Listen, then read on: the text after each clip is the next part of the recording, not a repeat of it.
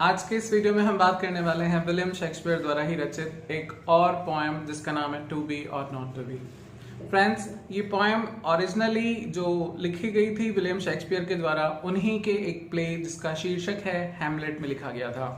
और इस पोएम को मोनोलॉग के फॉर्म में बोला गया है और ये एक बेहतरीन उम्दा उदाहरण है सोलिलोकी का, जो कि एक और लिटरेरी फिगर है। सोलिलोकी का एक वर्ड फेमस एग्जाम्पल है ये to be or not to B. Friends, आपको एक बात और बता दूं कि इस पोएम को जो है इस नाटक के ही एक किरदार हैमलेट, प्रिंस हैमलेट हम कहेंगे उन्हें, क्योंकि उनके फादर का नाम भी इसी में हैमलेट था, किंग हैमलेट। और जब उन्हें ये पता चला कि उनके फादर की डेथ हो गई है और उसकी जो साजिश की गई थी वो उन्हीं की मदर और उन्हीं के एक अंकल के द्वारा मिलकर रची गई थी, उस स्थिति में उनके मन में आ रहा था कि वो कुछ ऐसा कर जाएं या इस दुनिया से चले जाएं। और उस समय उनके मन में जो भी सवाल उठे वो सारे सवाल उन्होंने इस पोएम के माध्यम से यहाँ पर पूछे हैं। हम इसी को लाइन टू लाइन आज हिंदी में समझेंगे। तो पहली जो लाइन आती है फ्रेंड्स इस पोएम की वो ये है, to be or not to be that is the question, कि जो मैं करने जा रहा हूं वो होना चाहिए या नहीं होना चाहिए, या जो मैं करने वाला हूं वो मुझे करना चाहिए या नहीं करना चाहिए, ये चीज वो पूछना चाहते हैं। वो कहते हैं whether it is nobler in the mind to suffer, क्या ये बेहतर है, क्या ये ज्यादा बढ़िया है कि मैं अपने दिमाग में इन चीजों को लेकर सोचता रहूं, सफर होता रहूं, पीड़ित होता रहूं। द स्लिंग्स एंड एरोज, वो कांटे, वो तीर ऑफ आउटरेजियस, वो जो बहुत ही असहनीय दर्द है मेरे लिए। फॉर्च्यून, मेरे दुर्भाग्य की वजह से मेरे नसीब में जो कांटे आ चुके हैं, क्या मैं उन्हें खुद ही सहन करूं या उनसे पीड़ित होता रहूं? क्या ये बहुत अच्छा रहेगा, या फिर इसके अगेंस्ट मैं कुछ करूं वो ज्यादा बेहतर रहेगा? फ्रेंड्स, ये ऐसी सिचुएशंस हैं जो सबकी लाइफ में किसी न किसी रूप में आती हैं, जब हमें ये डिसीजंस लेने पड़ते हैं कि मैं कुछ इस चीज के खिलाफ कदम उठाऊं या चुपचाप इन चीजों को सहन करता रहूं। हाँ, लेकिन एक चीज का नया चीज यहाँ रहती है कि आप कदम तो उठाएं, लेकिन किस और वो भी डिसाइड करना जरूरी है। तो जो हमारे हैमलेट हैं वो यहाँ पर इसी उलझन में हैं। वो कहना चाहते हैं to take arms against a sea of trouble, क्या मैं अपने हथियार उठाऊं, या हथियार उठाने से उनका जो मतलब था वो सुसाइड से था, तो क्या उससे सुसाइड कर लेनी चाहिए? अगेंस्ट, खिलाफ खड़े होकर, अ सी ऑफ ट्रबल्स, परेशानियों के इस सागर के खिलाफ। एंड बाय अपोजिंग देम, और साथ ही क्या उसे उनका सामना करना चाहिए या उसका विरोध करना चाहिए? वो इस सवाल को और ये जो उलझन है इसी को सोलिलोकी के रूप में उन्होंने यहाँ पे प्रेजेंट किया है। वो कहते हैं to die to sleep no more, वो कहते हैं कि मरने का मतलब एक नींद है, एक लंबी नींद में चले जाना। नो मोर, ताकि वहां पर अब कोई दर्द ही ना रहे। जैसे नींद में जाने के बाद हमारी बॉडी और हमारे माइंड, हमारे सोल को थोड़ा रेस्ट मिलता है, उन्हें लगता है कि क्या सोने से, जिसे वो मौत कह रहे हैं, उससे क्या मुझे थोड़ी राहत मिलेगी?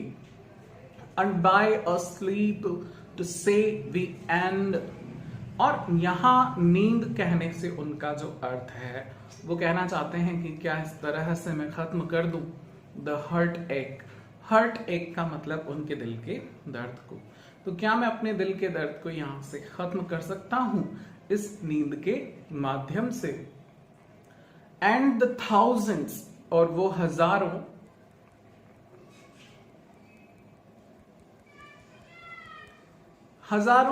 नेचुरल शॉक्स, या क्या मैं उन हजारों जो मुझे दर्द मिल रहे हैं, सदमे मिल रहे हैं, उन्हें सहता रहूं?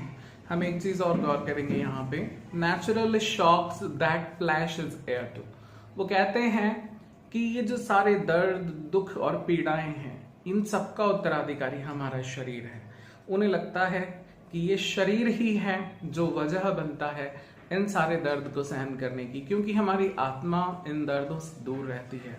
यहाँ पर वो एक फिलोसॉफिकल टोन में आ जाते हैं, वो एक ज्ञान, एक दर्शन की बात करते हैं कि जो सारे शरीर दुख है वो सारे शरीर को ही प्रभावित करते हैं, ना कि आत्मा को। वो कहते हैं it is on a consummation devoutly to be wished. क्या ये एक ऐसा अंत है, एक ऐसा मिलन है जिसे मैं अपने समर्पण से स्वीकार कर लूं? क्या मैं यही चाहता हूं? टू डाई टू स्लीप, क्या मैं खुद को मिटा दूं? क्या मैं सो जाऊं? पर फ्रेंड्स, आप जानते हैं कि जिस तरह से जब हम सोते हैं हमें थोड़ी राहत तो मिलती है, मगर उसी नींद में कभी कभी हमें ख्वाब भी आते हैं। ख्वाब अच्छे और बुरे दोनों हो सकते हैं। अगर ख्वाब अच्छे हैं तो अच्छी बात है, किंतु अगर ख्वाब बुरा हुआ तो हमें नींद से जागना पड़ता है, उस नींद को तोड़ना पड़ता है। पर यहां पर जब वो कहते हैं perchance the dream and there is the rub, पर क्या होगा अगर जैसे मृत्यु की नींद में वो अगर चले गए और वहां अगर उनका सामना किसी बुरे सपने से हो गया, तो वहां से तो वो जाग भी नहीं सकते। वो कहते हैं देयर इज द रब, वहां भी किसी संघर्ष की संभावना है। फॉर क्योंकि in that sleep of death, क्योंकि मृत्यु की उस नींद में व्हाट ड्रीम में कम, न जाने कौन सा ख्वाब कब आ जाए, इसकी कोई संभावना नहीं है। कोई नहीं जानता कि आफ्टर लाइफ में क्या होने वाला है। When we have shuffled off this mortal body, क्या होगा मृत्यु के बाद जब हम इस नश्वर शरीर को त्याग देंगे, इस शरीर के आवरण से बाहर आ जाएंगे, तब एक आत्मा के रूप में ही रहेंगे। और वो एक नींद वाली अवस्था है। मगर उस नींद की अवस्था में अगर हमारा सामना किसी दुस्वप्न, किसी बुरे डरावने ख्वाब से हो गया, तो हम कैसे छुटकारा पाएंगे? तो वो यहाँ थोड़ा उनके विचार सेकंड थॉट्स पे चले जाते हैं। वो कहते हैं मस्ट गिव अस पोज। ये सारी बातें सोच कर ही तो हमें थोड़ा ठहर जाना चाहिए। और ऐसा सिर्फ उनके साथ नहीं होता, बाकी दुनिया के काफी सारे लोगों के साथ होता है। There is the respect. इस ही वजह से, रिस्पेक्ट का मतलब यहाँ पे रीजन से है कि यही वो वजह है that max calamity of so long life. शायद यही वो कारण रहे होंगे कि लोग जो हैं इतनी सारी पीड़ाओं, इतनी सारी कैलेमिटीज के होने के बावजूद भी जिंदा रहने की चाहत रखते हैं और इतना जीना चाहते हैं। वो चाहते हैं कि उनकी जिंदगी चलती रहे, क्योंकि नहीं पता यहाँ जैसी स्थिति है वो ठीक है, लेकिन वहां क्या स्थिति होने वाली है इसको कोई नहीं जानता। और इन्हीं सारी चीजों की वजह से एक इंसान मरने से ज्यादा अपना जीना पसंद करता है। इस मान को यहाँ बात की जा रही है उन लोगों की भी, द पैंग्स ऑफ डिप्राइज्ड लव, वो दर्द, वो पीड़ा जो प्यार में असफल रहे प्रेमी सहते हैं। और यहाँ बात की जा रही है उन लोगों के बारे में भी, द लॉज डीले, जिन्हें सामना करना पड़ रहा है न्याय मिलने में हो रही देरी का। यहाँ बात की जा रही है उन लोगों की, द इंसॉलेंस, जो अपमान को भी सहन करते हैं, ऑफ ऑफिस, अलग अलग तरह के कार्यालयों में अलग अलग पदों पर रहते हुए लोगों को जिस तरह के अपमान का सामना करना पड़ता है। यहाँ बात की जा रही है द स्पर्न्स, उन बेकार के कामों की, दैट, जिन्हें भी लोग पैशंट मेरिट, धैर्य नामक गुण से सहन करते हैं, अनवर्दी टैक्स, और बेकार की चीजें जो महत्वहीन हैं उन्हें भी लोगों को सहन करना पड़ता है। लोग क्यों ऐसी चीजें करते हैं, ये सारी वजह हैमलेट हमारे सामने रख रहे हैं कि शायद कोई तो ऐसी वजह है कि इतना सब कुछ जिंदगी में होने के बावजूद भी, इतने सारे दुख जिंदगी में होने के बावजूद भी, न जाने क्यों लोग इन सबको सहन करते हैं और अपनी जिंदगी को कायम रखना चाहते हैं, ना कि कोई ऐसा कदम उठाना चाहते हैं जो उन्हें किसी दूसरी दुनिया में ले जाए। जबकि उनके पास ही माइट हिमसेल्फ क्वाइटियस मैक, उनके पास एक ऐसा रास्ता होता है जहां वो चाहें तो इन सब चीजों से छुटकारा पा सकते हैं। मैक, वो ऐसा कर सकते हैं विद बेयर बॉडकिन, और उन्हें सिर्फ क्या करना होगा, उन्हें सिर्फ अपने शरीर को बेयर यानी कि अपनी आत्मा को छुटकारा दिलाना होगा और अपनी मृत्यु को गले लगाकर अपने शरीर को मुक्त करना होगा। इस तरह से चाहें तो वो छुटकारा पा सकते हैं। पर क्या सारे ये तर्क सही हैं? यहां हेमलेट के दिमाग में आता है कि हु वुड फॉरडील्स बेयर, क्यों लोग मुसीबतों को इतना दूर तक सहते हैं, तो ग्रंट एंड स्वेट, क्यों वो इन परेशानियों को उठाते हैं, क्यों पसीना बहाते हैं अंडर अ वियरी लाइफ, जब ये जिंदगी ही दुखों से और एक थकान से भरी हुई है। पर वो क्या चीज है? तो यहाँ कॉन्ट्रास्ट आता है और वो कहते हैं but that is the dread of something after death, कि वो एक ऐसा डर कि कुछ हो सकता है मौत के बाद भी, और यही डर है जो लोगों को इस दुनिया में बनाए रखता है, यूं कह लें कि उन्हें जिंदगी जीने के लिए मजबूर करता है, क्योंकि हम नहीं जानते। वो परलोक को कहते हैं द अनडिस्कवर्ड कंट्री, यानी कि एक ऐसा अनजाना देश जिसके बारे में ना कोई जानता है, ना जिसे किसी की उसकी सीमाओं के बारे में पता है, ना वहां के नियम कायदों के बारे में पता है।